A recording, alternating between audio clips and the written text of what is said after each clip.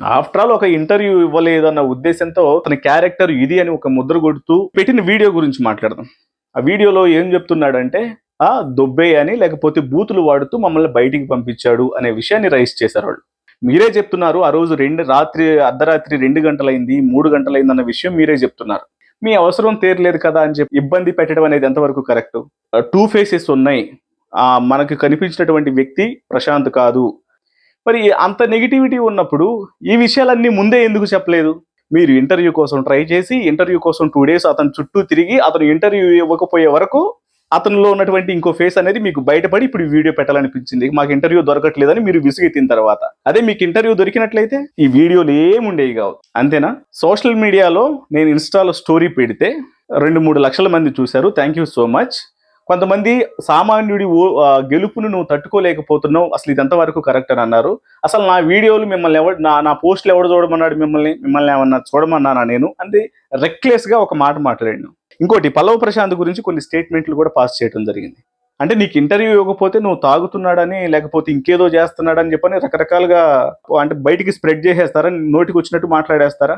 వాస్తవానికి సోషల్ మీడియాలో ఎవరినైనా ఎప్పుడు ఇంటర్వ్యూ చేస్తారు? అతను కొంత ట్రెండ్ అవుతున్నాడు అనుకున్నప్పుడు మీరు మీ వ్యూస్ కోసం అతన్ని పిలుస్తారు. మీరు కూడా ఇంటర్వ్యూ చేస్తే మీకు ఇంకా వ్యూస్ వస్తాయన్న ఉద్దేశంతో మీరు పిలుస్తారు. ఆ రకంగా అది మీకు ఉపయోగపడుతుంది, అవతల వ్యక్తికి ఉపయోగపడుతుంది. నువ్వు చెప్పిందల్లా నమ్ముకుంటూ వెళ్ళిపోతేనేమో ఓకే ఫైన్.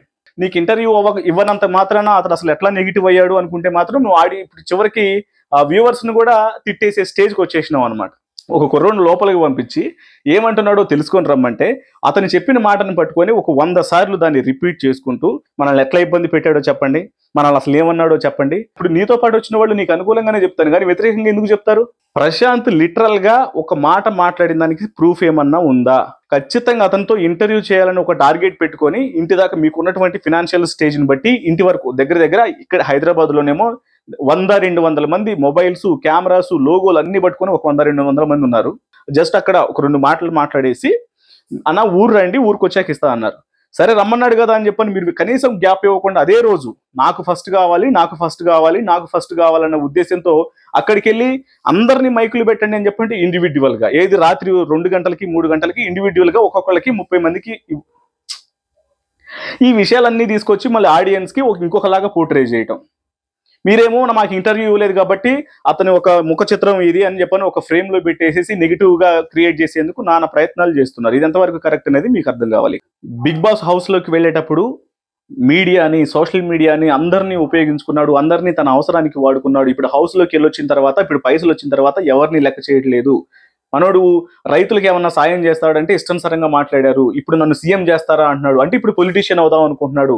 సో ఇప్పటి వరకు అందరినీ ఎదవలు చేశాడు, ఇప్పుడు పొలిటీషియన్ అయ్యి జనాలను కూడా ఎదవలు చేస్తాడు. ఇప్పటి వరకు మేము ఎదవలం అయ్యాం, ఇప్పుడు మిమ్మల్ని కూడా చేస్తాడు అని డైరెక్ట్ గా ఆడియన్స్ ని కూడా బ్లేమ్ చేసే ప్రయత్నం చేస్తున్నాడు. ఇది వరస్ట్ థింగ్. ఇన్ని బ్యాడ్ స్టేట్మెంట్లు అన్ని ఎందుకు? ఇవన్నీ కనీసం ఒక 1 డే బిఫోర్ ఇవ్వాల్సి ఉండే. ఇంటర్వ్యూ ఇవ్వకపోతే ఒక మనిషి చెడు అయ్యాడు అనేది అది వాస్తవం కాదు కదా. నాకు రెస్ట్ కావాలి అనటమే మహాపాపం. మీతో మాట్లాడకుండా ఉండటం శాపం. అతను మంచోడు కాదు.